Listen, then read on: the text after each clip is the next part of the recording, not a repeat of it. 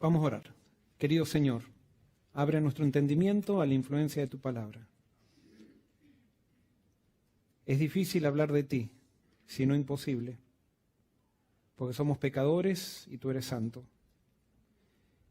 Pero por eso pedimos, Señor, el auxilio de tu Santo Espíritu y que Él aplique el mensaje de tu palabra a la necesidad de cada corazón.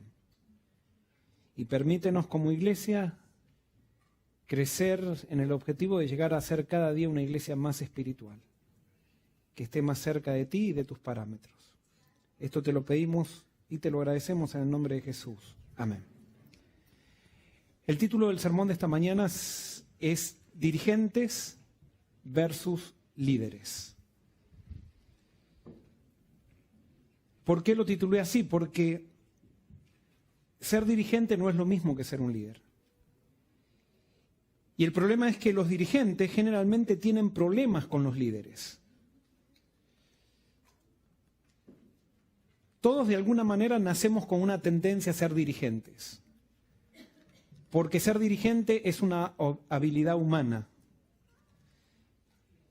Pero ser líderes es un don divino. Y como para los dones divinos nosotros necesitamos entregarnos a Jesucristo, y como nosotros somos pecadores, cuando Dios quiera hacernos líderes, va a haber una resistencia de nuestra parte porque nosotros vamos a querer seguir siendo dirigentes. Y lastimosamente hay muchas personas que prefieren seguir siendo dirigentes toda la vida. Y con eso están tomando una decisión, la decisión de pertenecer a una institución religiosa, pero no de pertenecer al movimiento final, levantado por Dios para preparar camino para la segunda venida de Cristo. El movimiento final va a ser compuesto por líderes, no por dirigentes. Esos líderes tienen que surgir en la iglesia, pero cuando surjan esos líderes, los que no queremos dejar de ser dirigentes, vamos a querer frenar a esos líderes. Y por eso hoy el tema que traigo, el sermón que traigo, quiero que tú decidas qué es lo que tú quieres ser y qué es lo que nosotros queremos ser como iglesia local aquí de Collegiale.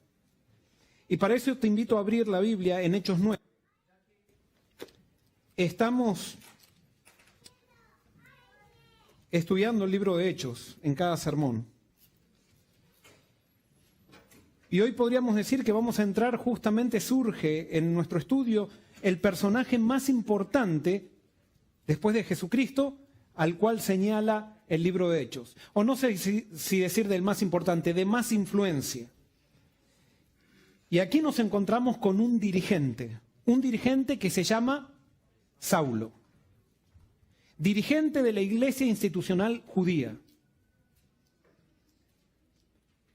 Un dirigente que había tenido su primer encuentro con Jesús a través de una persona. Esa persona se llamaba Esteban. Y él pudo encontrarse con Jesús a través de Esteban, que había dejado que Jesús viva en su vida. Y por lo tanto, como Esteban había dejado que Jesús viva en su vida, entonces mostraba a Jesús en todo lo que hacía. Hasta Esteban mostró a Jesús cuando le tiraban piedras. Porque una persona que tiene a Cristo en el corazón no muestra a Jesús en la iglesia, sino que muestra a Jesús en todos lados. Y esa fue la actitud de Esteban. Le tiraban piedras y él encomendó su vida a Jesús y pidió perdón por aquellas personas que lo estaban martirizando. Eso tuvo en Saulo un impacto tan grande. El Espíritu Santo trabajó en su corazón de una manera tan fuerte que él tuvo que resistirse para poder seguir en el camino que estaba, para poder seguir siendo un dirigente. Y la inspiración nos dice que entonces Pablo, ante esa evidencia del Espíritu, fue a hablar nuevamente con los sacerdotes y los escribas, hablándoles si no sería que quizás este Esteban tenía razón. Sin embargo, los sacerdotes y los escribas nuevamente lo convencieron de que ellos estaban en la verdad y que debían proteger a la iglesia y seguir en el camino que habían elegido seguir. Y entonces ahora con más fuerza, para apagar la influencia del Espíritu, ahora Saulo con más fuerza salió a perseguir a aquellos seguidores de aquel humilde carpintero que había muerto hace poco en una cruz en el monte Calvario.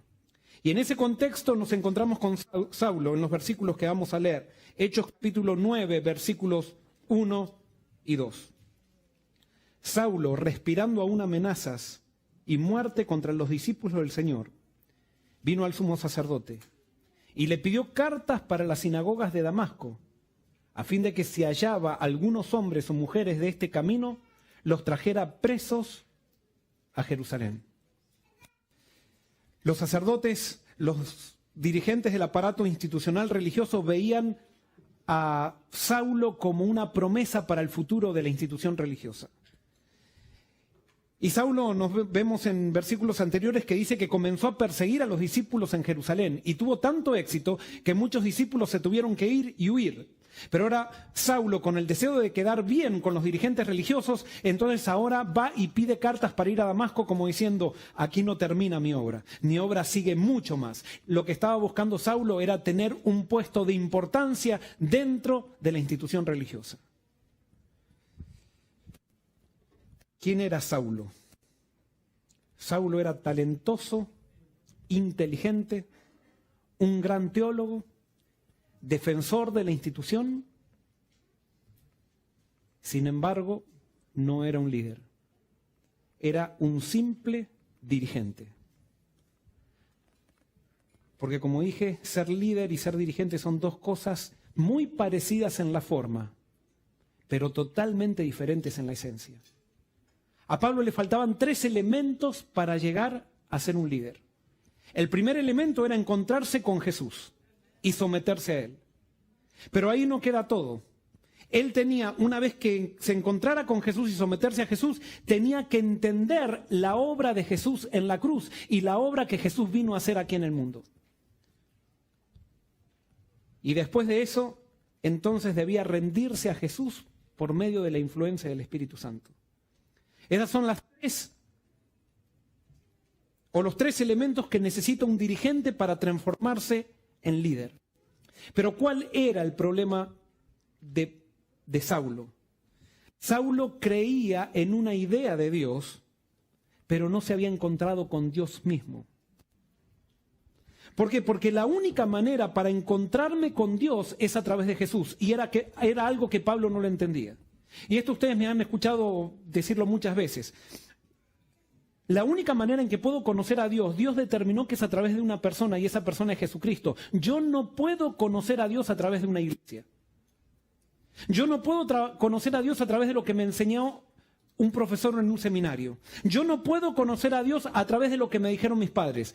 Yo puedo tener relación con Dios a través de eso, relación con una idea de Dios, pero yo me tengo que encontrar con Dios mismo a través de la revelación de Jesucristo, que me da a través de su palabra por medio del Espíritu Santo. Si no es así, yo tengo una idea de Dios, pero no tengo a Dios conmigo. Y cuando eso se trata, cuando nosotros seguimos una idea de Dios, así como lo hacía Saulo, Saulo era una persona materialista y era una persona idólatra. Cuando nosotros seguimos una idea de Dios y no a Dios mismo, nos transformamos en idólatra. Porque ¿qué es la idolatría? La idolatría, el idólatra razona de la siguiente manera: como Dios está tan lejos y no lo puedo ver, yo necesito hacer con mis manos algo que tenga la forma de Dios para poder creer en Él. La idolatría es el resultado de ver a Dios lejano. Es un esfuerzo por reducir a Dios a los esquemas que se pueden ver, explicar y ver. La idolatría es la materialización de Dios. Es el esfuerzo por traer a Dios a los parámetros humanos y no estar dispuesto a que yo, o uno como persona, entrar en los parámetros divinos. Yo quiero hacer a Dios a mi imagen y semejanza y no dejar que Dios me haga a mí a la imagen y semejanza de Él. Ese es el gran problema que tiene hoy el cristianismo. La idolatría. Dios a los israelitas le prohibía hacer cualquier tipo de estatua o de forma o de imagen con respecto a Él, porque Dios quería que los israelitas entiendan que a pesar de que no lo veían, podían relacionarse con él. Y que por medio de la fe podían tener una relación con Dios tan concreta como la podían tener con una persona real. Es más, Dios en su sabiduría prohibía que los israelitas construyan imágenes o que creen imágenes de Dios, porque Él sabía que la imagen de Dios todavía tenía que venir. ¿Y quién era la imagen de Dios? Era Jesús hecho hombre.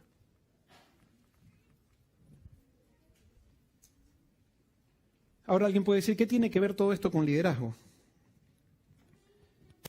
Es que los dirigentes que no se encontraron con Jesús llegan a ser idólatras.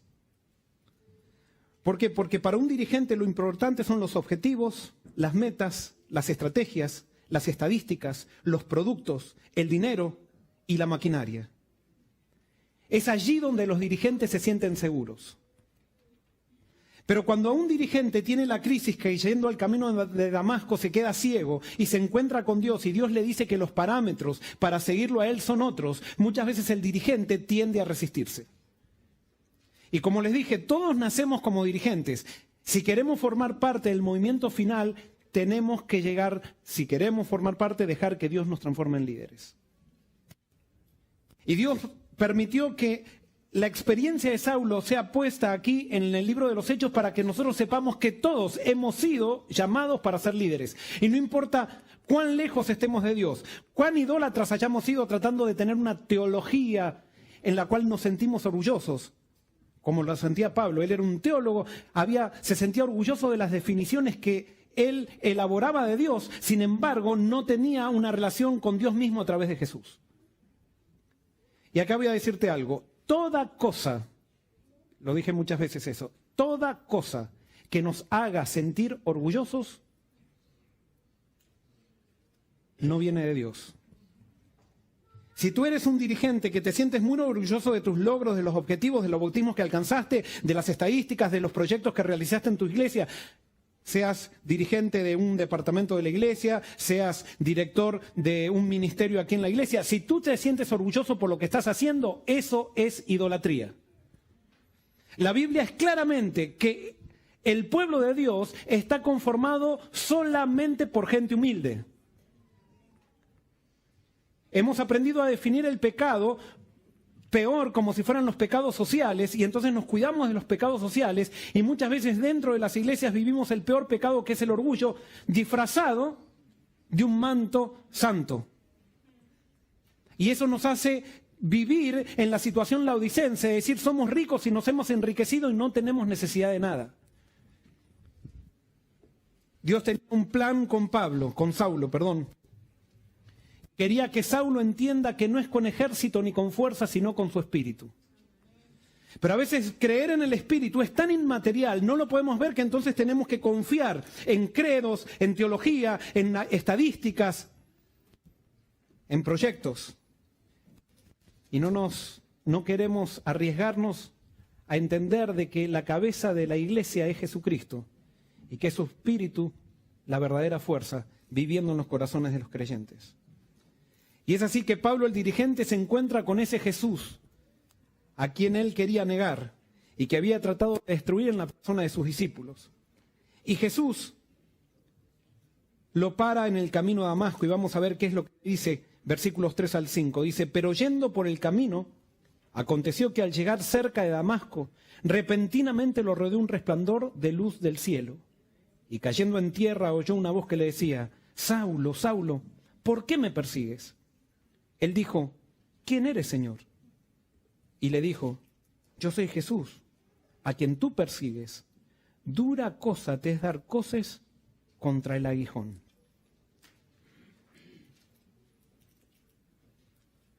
Jesús le dice, Saulo, Saulo, ¿por qué me persigues? ¿Sabes qué? Muchas veces Jesús nos pregunta por qué. Si ustedes analizan los evangelios van a ver que Jesús muchas veces le hace preguntas a los discípulos que parecían obvias las respuestas. Pero cuando Jesús pregunta por qué, es necesario que cada uno de nosotros conteste. Jesús estaba en un barco que se estaba hundiendo por la tormenta, Jesús dormía, los discípulos trataban de remar, y entonces los discípulos se desesperan y lo llaman a Jesús y le dicen, Señor, ¿pero qué? ¿Tú no tienes cuidado que perecemos? ¡Haz algo! Y entonces Jesús sí hace algo y Él calma la tormenta. Pero cuando calma la tormenta le pregunta a los discípulos, ¿por qué tienen miedo? Ahora parece una pregunta muy tonta. Hay una tormenta que está cayendo, que está hundiendo a un barco y Jesús le pregunta, ¿por qué tienen miedo? ¿Por qué tenían miedo los discípulos? ¿Por qué tenían miedo? ¿Cuál era la razón? Los discípulos podrían haber dicho, no, las olas. No, esa no era la respuesta. ¿Por qué tenían miedo los discípulos? Porque los discípulos se habían olvidado que ellos estaban navegando con el Hijo de Dios, creador del universo. Esa era la razón por la cual tenían miedo. Y ahora Jesús le pregunta a Saulo, ¿por qué me persigues? ¿Por qué Saulo perseguía a Jesús? Y la respuesta está en la misma pregunta que le hace Saulo después. ¿Qué le pregunta Saulo a Jesús? ¿Quién eres, Señor? ¿Por qué Saulo perseguía a Jesús? Porque no lo conocía. Ahora, lo interesante es que no era Jesús el que estaba perseguido, y esto es muy lindo. Fíjense que Jesús se identifica con aquellos que son sus discípulos. Y cuando tú persigues a un discípulo de Jesús, estás persiguiendo a Jesús. Y por eso Jesús dice, mira, ¿tú quieres darme agua a mí? Dice Jesús, yo estoy en el cielo. ¿Quieres darme agua? Y Jesús dice, tú puedes darme agua. ¿Cómo? Ve a un niño que tiene sed y dale agua. Y cuando le estés dando agua a ese niño, vas a estar satisfaciendo mi sed a mí, allí, que yo tengo en el cielo. ¿Tú quieres darme de comer? Dice Jesús. Entonces ve a aquel que tiene hambre y dale de comer y me vas a estar dando de comer a mí. Y por eso ahora todos los hijos de Jesús, todos los discípulos de Jesús hacen, ¿cómo puedo decir? Se identifican con la vida de Jesús y Jesús se identifica con la vida de ellos. Saulo, el dirigente, estaba persiguiendo a los discípulos de Jesús y ahora Jesús se sentía perseguido por Saulo. Eso es tremendo. Todo lo que te hacen a ti toca a Jesús. Si tú persigues a los seguidores de Jesús, hoy quiero decirte en el nombre de Jesús que pares de perseguir, porque lo estás persiguiendo a Jesús, al perseguir a sus seguidores. La Biblia dice claramente, y esto quiero que, yo lo estoy repitiendo mucho esto últimamente, pero la Biblia dice claramente que los hijos de Dios son perseguidos, nunca perseguidores. La Biblia dice claramente que todo hijo de Dios será perseguido, pero que ningún hijo de Dios persigue. No, pero yo guardo el sábado. ¿Estás persiguiendo a alguien? Entonces no eres hijo de Dios. Porque el hijo de Dios no persigue a nadie, el hijo de Dios es perseguido. Pero yo estoy cuidando la iglesia. Entonces eres un dirigente, no eres un líder. Tú no vas a encontrar a ningún discípulo persiguiendo a otro discípulo. No vas a encontrar a Jesús persiguiendo nunca a nadie. Y esto es algo que tenemos que entender, porque las iglesias cristianas que dicen seguir a Jesús son las que más persiguen generalmente. Es más, históricamente el cristianismo fue uno de los movimientos más perseguidores. Y muchas veces en las iglesias surgen policías espirituales, defensores de la santidad, que se dedican a descubrir la herejía y a perseguir a aquellos que no piensan como ellos. Claramente quiero decirte lo que dice la Biblia, aunque no te guste, es que si estás persiguiendo, no estás con Dios. Fíjense esta cita. No es parte de la misión de Cristo obligar a los hombres a recibirle. Ahora les hago una pregunta. ¿Quiere Jesús que lo recibamos? Sí. Pero ¿qué no quiere Jesús? No quiere obligación. En la religión no puede haber obligación. ¿Entendemos? No puede haber obligación en la religión. Dios quiere que nos entreguemos a Él, pero que eso sea voluntario. Y fíjense cómo sigue. Satanás y los hombres impulsados por su espíritu son quienes procuran violentar las conciencias. Pretextando celo por la justicia, los hombres que están confederados con los ángeles malos acarrean sufrimientos a sus prójimos a fin de convertirlos a sus ideas religiosas. Pero Cristo está siempre manifestando misericordia, siempre procura conquistarlos por la revelación de su amor. Acá viene lo sutil. ¿Qué es lo que hacen los que persiguen? ¿Detrás de qué se disfrazan? ¿Qué dice pretextando qué? Celo por la justicia. Los hombres tratan de perseguir y están haciendo la obra de ¿quién? La obra de Satanás. El gran problema es que muchas veces estos perseguidores parece que son los más santos y la gente los confunde con santidad cuando realmente están haciendo la obra de Satanás. Pero están defendiendo la iglesia. Es que no te pidió Dios que defiendas la iglesia porque la cabeza de la iglesia es Jesucristo y Él se encarga de defender la iglesia. ¿Quién eres tú para defender la iglesia? ¿Qué poder tienes tú para defender la iglesia? Vuelvo a repetir, esto es uno de los grandes flagelos que debilitan el testimonio cristiano en las iglesias. Dice, Jesús no puede admitir un rival en el alma ni aceptar un servicio parcial, pero desea solamente un servicio voluntario, la entrega voluntaria del corazón bajo la compulsión del amor. En otras palabras, Jesús quiere entrega total. Si tú no te entregas totalmente a Jesús, Jesús no puede aceptar eso. Pero esa entrega total tiene que venir como resultado de una decisión personal y voluntaria. No puede ser obligado. No puede ser obligado. Y saben que cada vez estoy enfrentándome con estas situaciones de gente que viene y me dice, pastor, cuando me bauticé, había un gran bautismo, vinieron y me convencieron porque había ese bautismo, que esto y lo otro, y bueno, yo realmente no me entregué a Cristo cuando me bauticé. Y yo quiero que me rebautice, porque hoy sí quiero decidir entregarme a Cristo de todo corazón porque yo lo decido. Los bautismos no tienen que ser el resultado de buenos llamados que se hacen en una campaña evangélica. Por ejemplo, no podemos poner una materia que diga estrategias para llamado para bautismo. Eso es humano. No hay estrategias. La única estrategia para llamado del bautismo es que el predicador esté lleno del Espíritu Santo y que esté predicando la verdad. Amén. Que haga invitaciones, por supuesto. Pero no es decir, ahora que se levante uno, que se absente otro, vamos a traer una túnica acá para que se vean la túnica y entonces tratar de impresionar la mente. No, es el Espíritu, es la verdad que estás predicando. Si tienes que hacer todas esas cosas para que alguien se bautice, quiere decir entonces que no estás predicando la verdad que crees que estás predicando otra cosa. Pero la estrategia para la vida cristiana se llama Espíritu Santo. Sí, podemos poner música en un llamado y eso, pero no es una estrategia. Es simplemente el deseo de realzar el mensaje, pero no vamos a usar estrategias humanas para Cristo. Porque de lo contrario somos dirigentes, no somos líderes. Porque el dirigente cree en el ejército y la fuerza. El líder cree en el espíritu. Ahora termina esta cita. No puede haber una evidencia más concluyente de que poseemos el espíritu de Satanás que el deseo de dañar y destruir a los que no aprecian nuestro trabajo o obran contrariamente a nuestras ideas. Cuando yo me pongo virulento con alguien que piensa diferente a mí, aunque esté equivocado, aunque yo tenga la idea correcta, cuando yo me pongo virulento con alguien así, quiere decir que tengo el espíritu ¿de quién? De Satanás.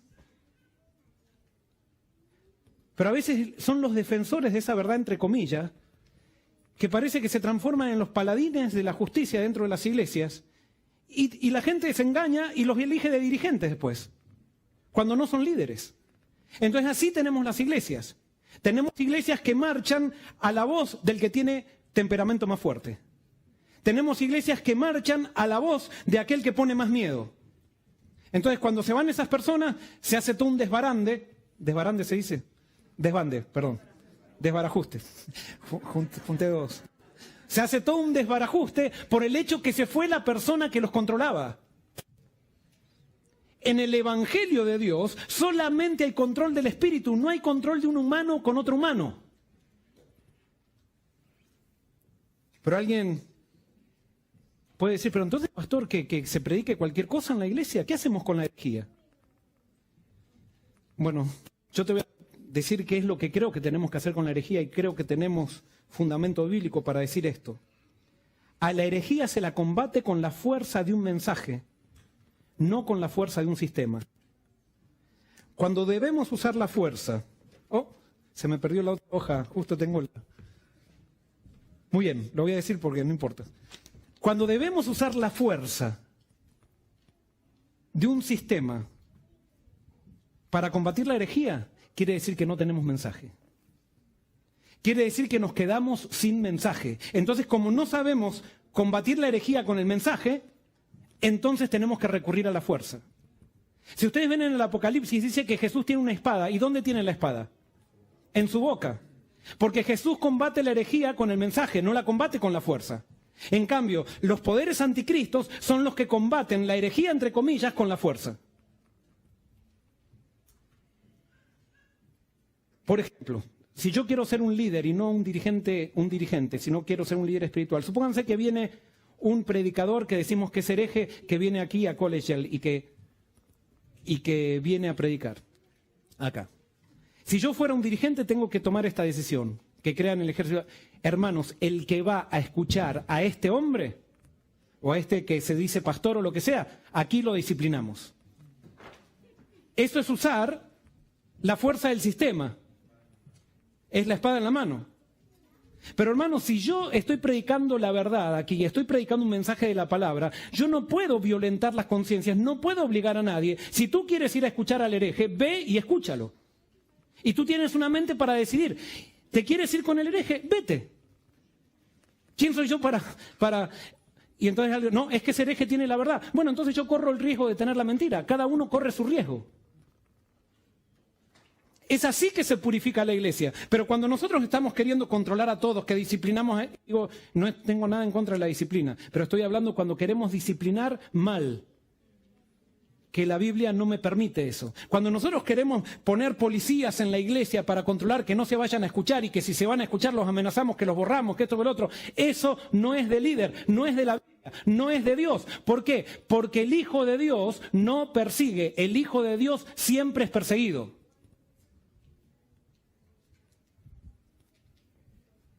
Y la Biblia dice que todos somos capaces de pensar y de tomar nuestras propias decisiones, como para yo, como pastor, estar controlando a quién va a escuchar a quién. Dios pretende que seamos gente madura, no gente que nos estén dando leche, decía Pablo, sino que le estemos dando vianda, que le estemos dando alimento sólido, para que cada uno, construido en la palabra de Dios por medio del Espíritu Santo, pueda construir su religión en Dios. Cuando la iglesia es construida por seres pensantes individuales, no independientes, pero individuales, y entonces esos seres individuales se unen en una misión, la iglesia se hace fuerte. Cuando en la iglesia no dejamos que la gente piensa, lo único que hacemos es debilitarla. Y estamos entonces preparándonos para dejar la iglesia de Dios. Porque la iglesia de Dios, como recién veíamos, es todo voluntario. Y si es voluntario, tiene que pasar primero por la mente. Pablo no entendía esto. Y por eso Jesús se tuvo que encontrar con Pablo y decirle, Pablo, ¿por qué me persigues? Yo soy Jesús a quien tú persigues. Dura cosa es estar dando coces contra el aguijón. Lo que se estaba diciendo Jesús a Pablo es que tú estás pegando patadas contra una estaca. ¿Cuántos de ustedes se levantaron en la mañana muchas veces y con el dedo chiquito descalzos agarraron la pata de la cama? Creo que todos hemos pasado por esa hermosa experiencia, ¿verdad?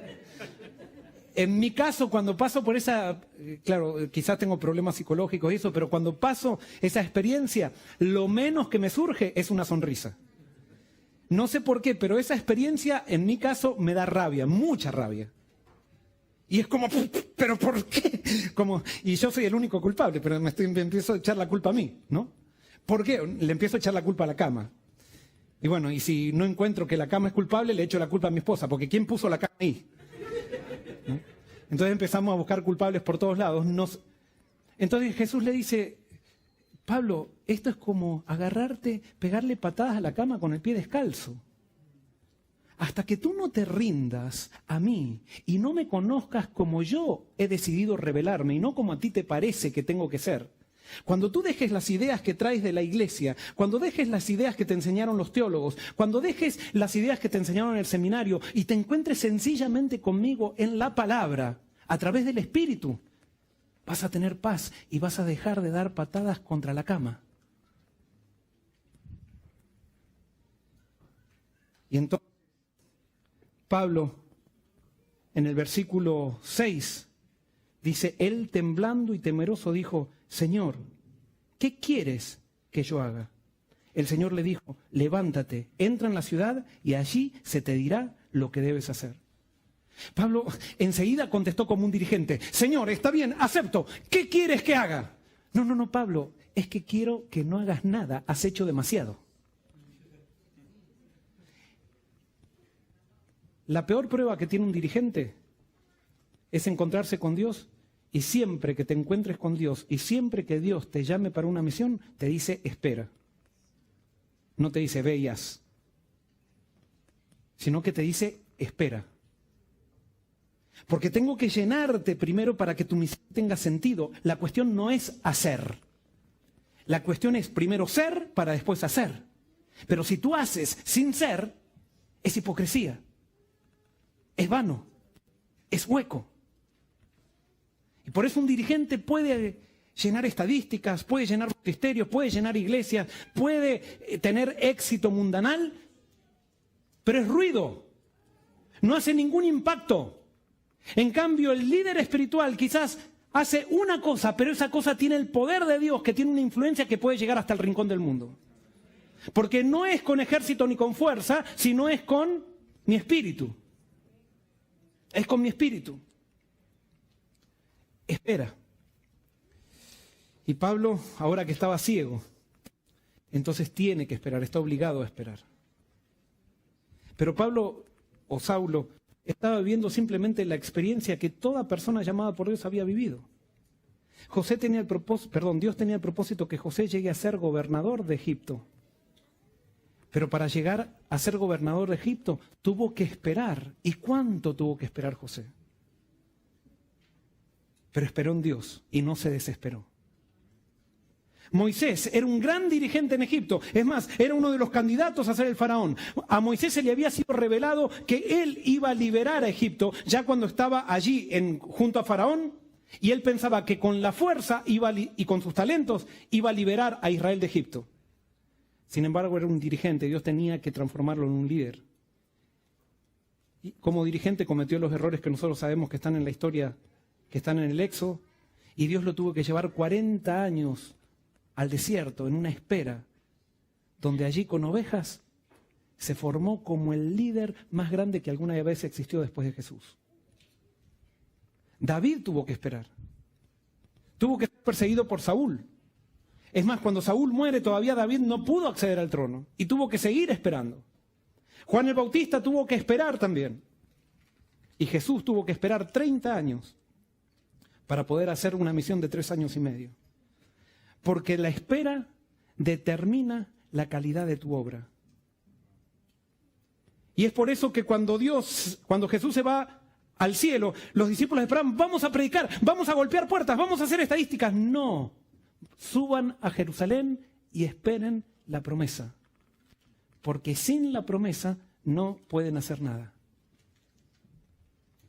Alguien puede decir, pastor, entonces no hagamos nada, no hagamos más nada y esperemos nomás. No. La espera que ustedes ven siempre es una espera activa.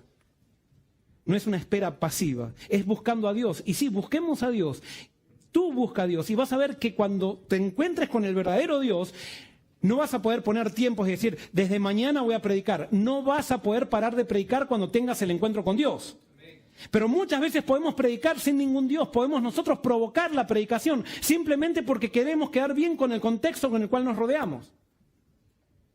A veces tiene que ser una tarea impuesta. Y a veces, yo no sé, yo fui uno de esos dirigentes, hermanos, que movilizaba a la iglesia a la obra y muchas veces los llenaba de culpa a la gente en la iglesia porque si no hacían la actividad misionera, entonces estaban perdidos. Lo hice muchas veces. No tenían tantas estrellitas en la corona cuando vayan al cielo. Pero entonces la gente iba para quedar bien ¿con quién? Con el pastor. Claro, pero una vez que venían los resultados, yo mandaba mis resultados a la conferencia y era el pastor de éxito.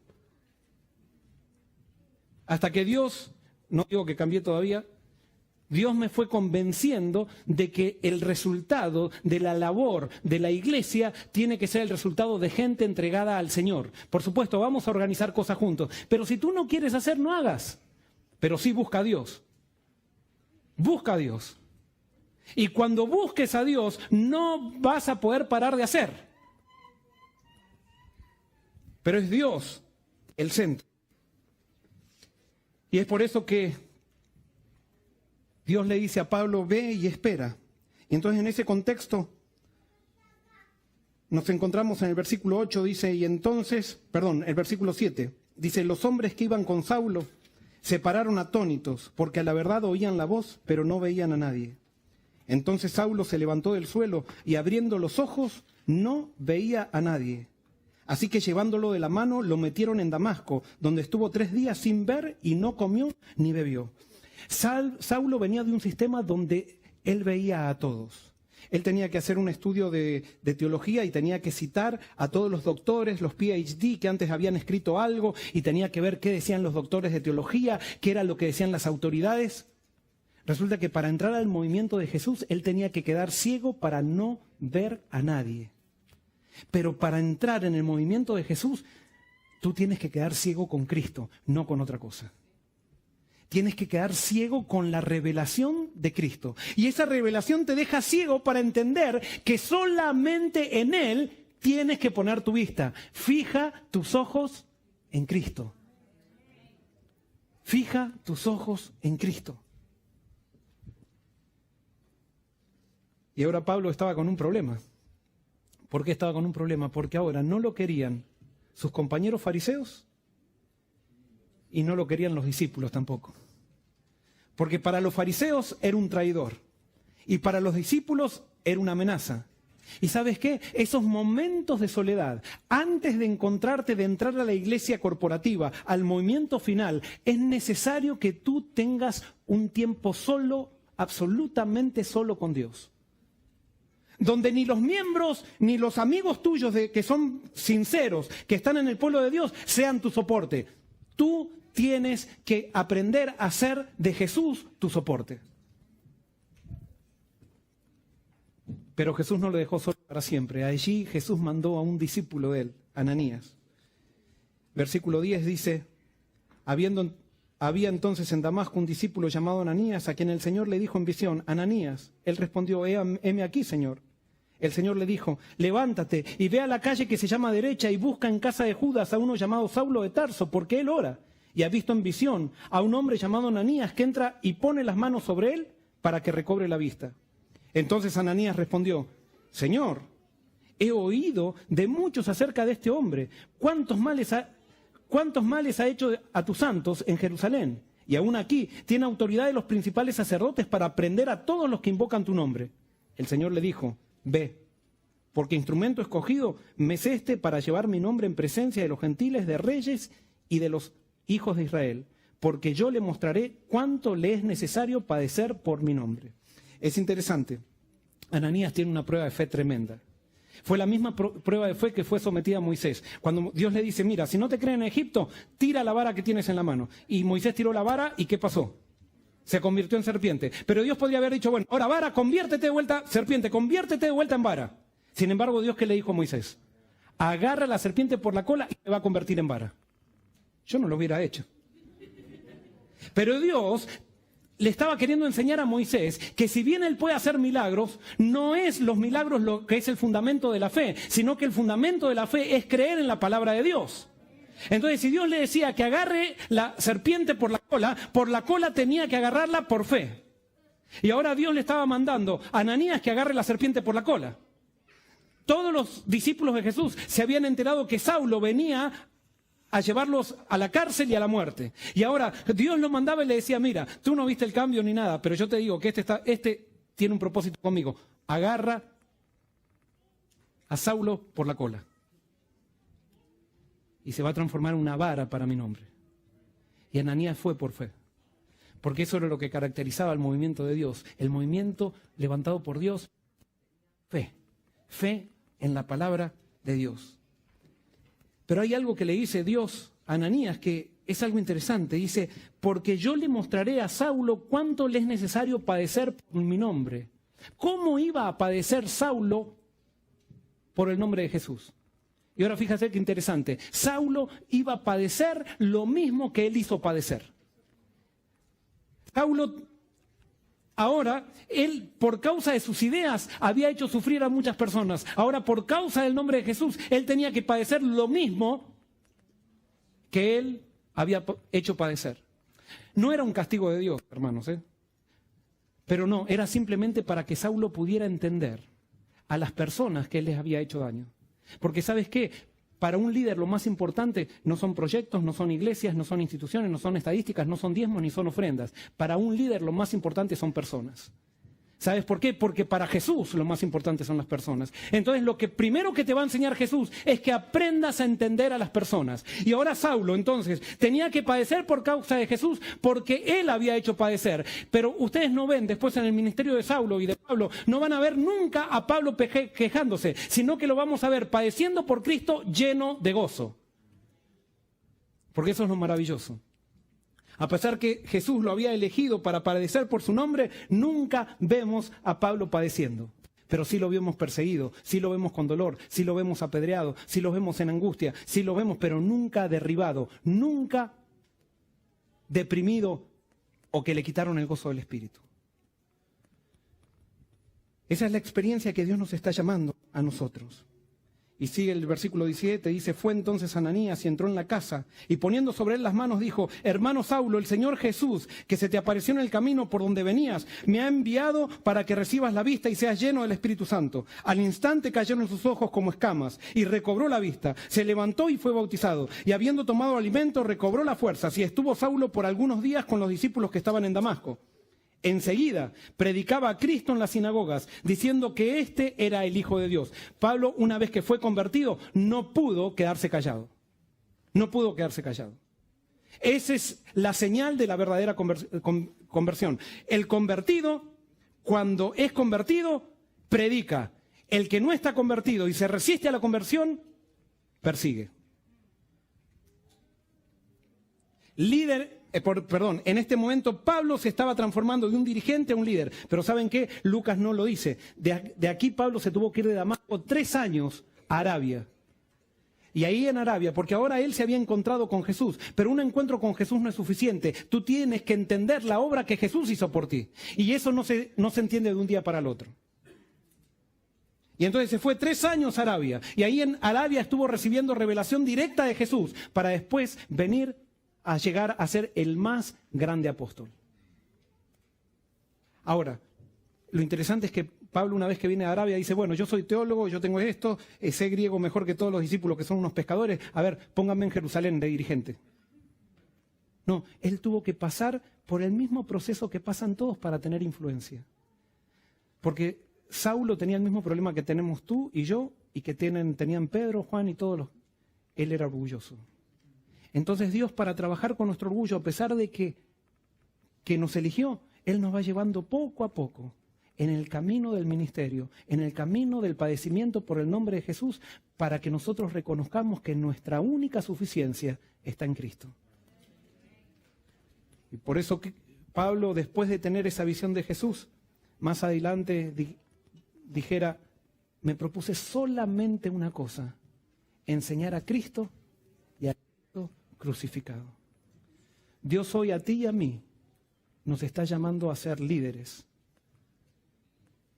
Yo te quiero invitar en el nombre de Jesús que estés dispuesto a pasar por la crisis que implica ser transformado de un dirigente a un líder. Deja que Jesús te deje ciego con su revelación. Entonces, desde ahí en adelante vas a empezar a gozar la vida cristiana como nunca la has gozado, porque vas a dejar de dar patadas contra el aguijón. Que Dios te...